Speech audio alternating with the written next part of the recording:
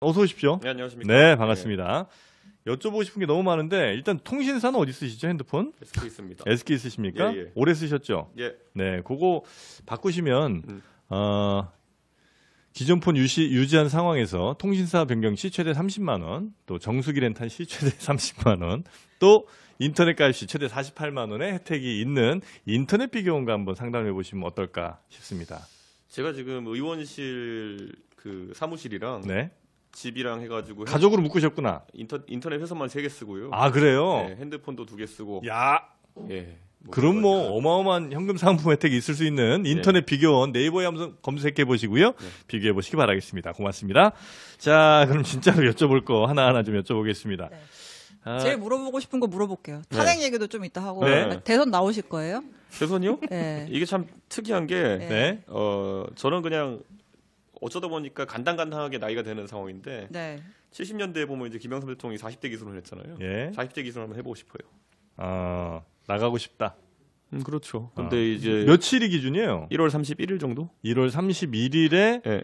그 이전에 윤 네, 대통령이 헌재가 결정이 내려지면 그때는 안 되고 예. 1월 31일 이후에 네. 그러니까 생일이 1월 31일이신 3월 거죠? 31일. 아, 2달 뒤에 대선이 네. 치러지니까. 3월 31일이니까 네. 그 딱 되는 날 기준이군요. 예, 선거하는 그렇죠. 날. 예. 그 기준으로 만 40세가 되는 거고. 2월은 28일까지 있으니까 또 약간 며칠 더 여유가 있긴 할 겁니다. 아, 그렇습니까? 네. 네. 1월 한 28일 정도일 겁니다. 사실. 자, 그래서 생일만 된다면 뭐 그 조건만 크게 벗어나지 않는다면 예. 생각하고 있다. 예. 뭐 대선 승리 전략 같은 당연히 승리를 위해서 노력하실 거잖아요. 그렇죠. 네, 예. 그러면 예를 들어 어쨌든 우리나라 이 현재 정치 구도라면 뭐 단일화나 이런 것도 생각을 안 하실 수는 없을 것 같은데. 아니죠. 저는 단일화 생각 안 해요. 그리고 제가 이제 네. 자꾸 사람들이 저랑 선거를 치른 사람들이 기존의 구도에서 해석하다가 이제 낭패 보는 경우가 많거든요. 저랑 전당대회 할 때 나경원, 주호영 두 분이 정치 경험이 적어가지고 뭐 적겠습니까? 근데 그분들은 본인들의 생각대로 하면 그래. 전당대회면 돈도 한 10억 준비해야 되고 네. 여기저기에 막 조직 만들어야 되고 그런 거 없이 좀 그냥 3천만 원을 치렀잖아요. 그리고 동탄 선거도 갈 때 사람 다 미쳤다 그랬을 거 아니에요 보면은. 근데 원래 선거가 사실 선거는 한 10년 전부터 이미 시대가 바뀌었는데 네. 각자 관념 속에 살고 있는 거죠. 제가 지난 대통령 선거 때도 이재명 후보가 한 480억 쓸 때 국민의힘은 420억 썼을 걸요. 그리고도 그래요? 이기잖아요. 네. 사실 제가 반추해 보면은 그때 선거에서 한 80억만 쓰고도 이길 수 있었어요. 420억이 아니고. 네. 그 윤석열 후보 쪽에서는 이제 그렇게 제가 돈을 아끼는 거에 대해 가지고 네. 고의 패배 의도가 있는 거 아니냐 이런 식으로 이제 자꾸 괴롭혀서 그렇지. 사실 다 쓸 필요 없는 돈들이에요. 예를 들면 대표적으로 쓸 필요 없는 돈이 뭐 있습니까? 사무실 온 동네 250개 지역구에다 다 마련하는 거. 그것만 해도 한 100억 넘게 들 걸요. 네. 그거 외에 뭐 TV 광고 사실 TV 광고 누가 봅니까 그거. 네, 유튜브에 올려놓으면 되지 그냥. 네. 뭐 그런 거 TV 광고 하나에 막 50억씩이래요. 근데 개혁신당도 어쨌든 범보수 진영의 정당을 표방하고 있는 거죠. 근데 지금 대통령 탄핵 사건으로 보수가 괴멸된다 이런 얘기가 나온 상황인데 여기에서 그러니까 뭐 당대표 선거야 보수 진영 내에서 치르는 선거니까 뭐 말씀하신 대로 그럴 수가 있는데 이런 상황에서 지금 보수가 다시 정권을 잡을 수가 있을까요? 그래서 제가 단일화나 이런 것들은 검토 안 한다고 했던 게 제가 예전에 동탄 선거 때도 보면은 야 네가 범보수 후보인데 표 갈라먹는다. 뭐 그리고 그 한정민 후보라는 분이랑 같이 단일화해야지 이길 수 있다 그래가지고 뭐 자기가 나서보겠다 이런 분들도 있고 했는데 저는 그냥 아니 그럼 무조건 진다 그랬어요. 그래서 우리 나라에서 사실 보면은 윤석열과 그 보수의 어떤 구현체들이 잘못한 거지. 아니 솔직히 저 같으면은 이런 거예요. 결국 지금 민주당이 하고자 하는 거는 야 가진 자의 것을 뺏으면 니네 다 잘 살 수 있어. 뭐 이런 한 90년대 2000년대 초의 논리를 갖고 지금 풀어가겠다는 거고 지금 보수의 원래 큰 줄기는 공정한 기회 거기서 경쟁할 수 있게 하겠다 이런 건데 사실 전자도 그렇게 사람들한테 와닿는 얘기는 아니거든요. 그런 담론 위주로 가면 되는 거지. 지금 뭐 사실 이재명 후보가 뭐 또 나와서 25만 원 준다 이런 얘기 할 텐데 그거 내 주머니 25만 원 들어오면 나라가 잘 될 거다 믿는 사람 얼마 있겠어요? 근데 그런 말 한다는 것 자체가 아이디어가 없는 거예요, 저기도. 그 대통령 선거는 이전 대통령의 영향을 많이 받잖아요. 전 대통령이 어떻게 했느냐에 따라서 그 반대로 가는 경향이 꽤 많이 있지 않습니까?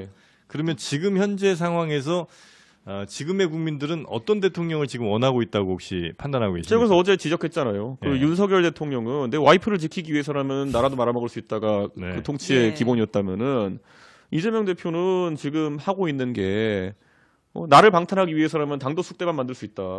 이걸 계속 하고 있는 거잖아요. 그래서 네. 저는 사실 둘이 똑같은 통치 행태를 보일 것이다. 만약에 대통령이 되면은. 이재명 대표나 윤석열 대통령이 아니, 그건 맞잖아요. 지금 보면은. 어... 그분 머릿속에 방탄 이외의 지난 1년 동안 제가 만약에 180석 의석이 있으면요. 네. 저는 할 거 되게 많죠. 맨날 검사나 탄핵하고 이런 거 하다 지금 되게 황당한 상황인 게 헌법재판소에 대통령 탄핵안을 보내놨는데 앞에다 열 몇 개를 보내놔가지고 8번이죠, 8번 지금. 그러니까 지금 네. 이게 사건 번호. 작년부터 보낸 것부터 열 몇 개째 탄핵이라 가지고 네. 이게 지금 아... 오히려 탄핵이 늦춰질 수 있다니까 나오는 거잖아요. 그러니까 한치 앞을 못 내다보는 거죠. 이재명 대표가 대통령이 되면 윤석열 시즌 2가 된다는 말씀으로 이해되겠습니까? 그런 측면이 있죠. 저는 진짜 제가 만나면 해줄 말은 꼴 좋다밖에 없어요. 자기 잘난 줄 알고 저렇게 다 하더니만 꼴 좋다.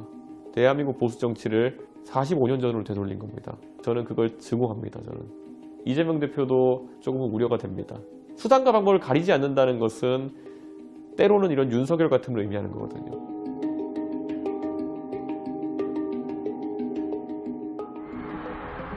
탄핵 이후에 어느 당에서 어떤 대통령이 배출될지 모르지만은 박근혜 정부와 문재인 정부의 윤석열 정부의 실패가 어디서 기회했는지 봐야 된다 봅니다. 박근혜 정부는요, 들어오자마자 통진당 해산 같은 것에 매달리는 모습을 보여줬습니다. 대통령의 권력이 가장 셀 때 반공 논리 같은 거로 이제 정책을 풀어가려고 했던 것이죠. 문재인 정부는 달랐을까요? 아니죠. 거기도 적폐청산 논리라는 걸 들고 왔죠. 탄핵 이후에 집권한 다음에 윤석열, 한동훈 같은 검사들을 이용해가지고 보수의 인사들을 다 적폐로 몰아버리고, 윤석열 정부는 어땠습니까? 여긴 또 황당한 게 자기 당에 있는 유력 정치인들 날려버렸어요. 이준석을 대표 쫓아내고 안철수도 못 나오게 두들겨 패고 유승민 경기지사 나오지 못하게 두들겨 패고, 이런 비정상적인 행동을 하면은 그 권력은 무조건 무너집니다. 저는 지난 한 10년 가까이 보수가 내리막길에 있는 상황 속에 정치를 계속 해야 됐었어요. 벌써 두 번째 탄핵, 저 개인의 그 당대표에서 쫓겨나는 아픔, 때로는 원망스럽기도 합니다. 굉장히 화나는 일이지만요, 이 경험을 결코 제 뒤에 정치 따라온 후배들한테 주고 싶지 않고, 정말 힘들지만은 꼭 한번 여기서 변화를 만들어보고 싶습니다. 대한민국 보수 정치의 거의 완벽한 몰락이다라고 생각합니다. 지금까지 보수 정당을 지지했던 사람들은 쿠데타 정당이라는 그런 느낌으로 지지한 건 아니잖아요. 선거를 관리하는 전산 시스템이 이렇게 엉터리인데, 대통령이 부정선거 이야기하는 건 저는 윤석열 대통령이 하는 이야기는 앞으로 아무 의미 없다고 생각합니다. 부정선거 음모론 때문에 계엄을 했다? 이거는 계엄 사유로도 전 세계의 웃음거리가 되는 겁니다. 지금 미개발 국가에 군부가 쿠데타를 일으킨다 하더라도요, 뭐 선진사회건설 이런 걸 내걸고 하지, 선관위를 털겠다 이런 거는 진짜 코미디 영화만도 못한 지금 계엄을 한 겁니다. 지금 야권 같은 경우에도 190석에 달하는 범야권 의석이라는 것이 윤석열이라는 사람이 사라지고 나면 국민들에게 또 다른 위협으로 다가올 수도 있는 겁니다. 민주당에서 만약 대통령이 나온다, 무리한 입법을 했을 때, 아니면 계엄을 발동했을 때 그걸 해제하거나 막을 수단은 없는 거거든요. 이재명 대표도 조금은 우려가 됩니다. 본인에게 형사적 리스크가 생기니까 당력을 동원해가지고 본인을 수사하고 기소했던 검사들에 대한 탄핵을 시도했다라는 겁니다. 수단과 방법을 가리지 않는다는 것은 때로는 이런 윤석열 같은 걸 의미하는 거거든요. 윤석열보다 정책적으로 뛰어나느냐? 전 그것도 아직까지 본 게 없거든요. 사실 뭐 네. 의례 증언하겠다고 갑자기 난리치는 사람이나 2,000명이 왠지 설명 못했잖아요. 왜 25만 원인지 아직까지 설명 못했잖아요. 4인 가족이면 100만 원이다 그러니까 그냥 숫자 맞추기 하고 있는 거잖아요. 네, 그런 식으로 정책을 펴는 게 똑같은 거죠. 왜 25만 원인 것 같아요? 혹시 아세요? 저도 그래서 되게 많이 물어봤어요. 그러니까 예를 들어 2,000명 막 물어볼 때 그 25만 원은 왜 25만 원인지 여쭤봤거든요. 근데 대략 그 4인 가구 그 얘기가 좀 많이 나오는 것 같습니다. 그러니까 4인 가구에 100만 원 하겠다. 네네. 근데 우리가 문재인 정부 시기에도 그런 거 비슷한 겪어봤잖아요. 뭐 100만 원 줄게, 150만 원 줄게. 결국에는 100만 원 받아서 뭐 한번 고기 사 먹고 그다음에 안경 바꿀 때는 좋았지만은 나중에 그거 했더니만 물가가 올라가지고 인플레이션 터져가지고 내 월세 전세가 뭐 1억씩 오르고 이렇게 하는 상황이 되면은 내 뜻으로 나한테 이익인가? 그거 겪어봤기 때문에 앞으로 정치에서 그런 거 갖고 표 얻기 쉽지 않습니다. 근데 어쨌든 국가의 전체 부가 약간 이동하는 걸 거 아니에요. 그러니까 지금 현재 뭐 기업이든 어디든 뭐 이렇게 갖고 있는 돈 중에 이만큼 어디서 생겨나는 돈은 아닐 거고 그 돈이 여기 있던 게 이만큼 이전하는 걸 거 아닙니까? 그러면 적어도 뭐 국민들 혹은 뭐 서민들이라고 할 때는 그래도 안 온 거보다는 온 게 나은 거 아니에요? 그래서 예를 들어서 나한테 25만 원이 이전되고 예. 그리고 내 월세가 10만 원 오르면은 1년에 120만 원 더 나가는 거 아닙니까? 물가가 그러니까 오른다. 오히려 집주인한테 이전되는 거죠. 최종적으로는. 물가가 훨씬 더 오를 것이다. 저는 물가라는 걸 가볍게 놓고 보면 안 되는 게요. 네. 결국 물가, 이자율 이런 것들을 잘 통제하는 게 굉장히 중요한 건데 여기서 돈을 풀자? 원래 경제라는 거는 실질 경제가 어떻게 돌아가냐 중요한 거지. 네. 명목 소득이나 아니면 명목 그 상의 수치들이 변동하는 거는 얼마든지 만들어낼 수 있습니다. 네. 네, 명목 GDP 상승하는 것처럼 보이게 한다. 원화 표시로 가게 한다. 아 그거 그냥 단순하게도 할 수 있어요. 근데 그게 과연 우리 실질적인 삶을 더 좋게 만드느냐? 아 그거는 경제학 개론만 배워도 압니다. 그럼 실질적인 삶을 좋게 만드는 거는 이준석 표는 뭐가 있습니까? 저는 그래서 계속 얘기하는데 네. 저는 교육이나 과학기술에 대한 무한 투자를 좀 얘기하거든요. 저는 교육과 과학기술에 대한 무한 투자. 그렇죠. 예를 들어 저는 저희가 개혁신당 만들면서 네. 가장 언론에 보도되기 좋은 것 중에 뭐 예를 들어서 노인 무임승차 같은 거 조정해야 되는 거 아니냐 네. 이런 것들이 많이 나왔지만은 교육 같은 경우에는요 AI나 이런 거 생기면서 이제 대한민국 인구의 한 하위 40% 정도의 생산성이 AI나 아니면 로봇보다 떨어지면 그분들은 직업을 못 가져요. 네. 그럼 지금 나이브하게 볼 게 아니라 교육에 있어서 거의 강제적으로까지 좀 학생들한테 교육 목표치를 높여야 되는 상황이거든요. 근데 교육은 우리나라만큼 많이 쓰는 나라 별로 없지 않아요? 아니죠. 지금 보면은 네. 결국 계속 한 지난 10년, 20년 동안 네. 오히려 교육에 있어서 너무 경쟁이 심하다라는 말 하나 때문에 공부해야 될 내용을 자꾸 줄여버렸어요. 공고 교육을 얘기하는 거죠. 지금 예, 공교육에 공교육의 질을 있어서 높인다. 공부해야 될 내용 자체, 범위 자체 줄이면서 이게 대단한 무슨 막 전인 교육인 양 표장시켰거든요. 지금 그래서 결국에는 우리가 과거에 뭐 필요 없다 해서 다 없애버렸지만은 미적분부터 시작해가지고 이런 것들 실제 산업에 투입되고 할 때 장애물이 되고 있어요. 실제 연구 학술 활동한 데 있어가지고 그걸 네. 대학 가서도 제대로 배워야 되는 상황도 오고 이런 것들. 저는 제가 원래 교육봉사한테 하면서 정책 들어와서 그런지 모르겠는데요. 중학교가 지금 중고등학생들이 2016년 기준으로 이미 네. 수포자가 서울의 상계동 기준으로 한 12%씩 나오고 있었어요. 네네네. 근데 그게 상계동에서 남양주로 넘어가기만 해도 25% 가까이 나왔거든요. 아예 수학을 포기한 학생들. 그러니까 중학교 때 수포자면요. 이게 네. 어느 정도냐면요. X를 모르는 거예요. 졸업할 때까지.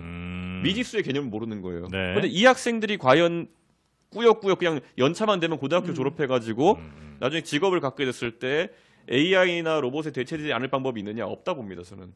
저는 이거는 직업에 귀천이 있다 이런 얘기하는 게 아니라요. 네. 결국에는 AI나 로봇이 하지 못하는 것들을 해야 사람이 생산성이 생기는 것인데 그 밑에 놓이게 되는 인구가 이제 절반 이상 넘어갈 거라 생각합니다. 그거는 교육으로 바꿀 수 있는 건가요? 예를 들면 AI를 어마어마하게 전 세계에서 많이 쓰는 게 결국은 이제 AI를 통해서 인건비 줄이겠다는 거고 결국 지금 한 3천만 명 일하면 그 중에 한 1,100만 명은 아마 일하지 못하는 상황으로 놓일 것 같은 그 우려는 다 하는 건 맞는데 그러자고 지금 AI가 지금 어마어마하게 나가잖아요. 자, 이게 네. 어느 시점엔 다 오는데요. 네. 예를 들어 AI, 예를 들어 LLM의 AI류 도구들을 써보면은 네.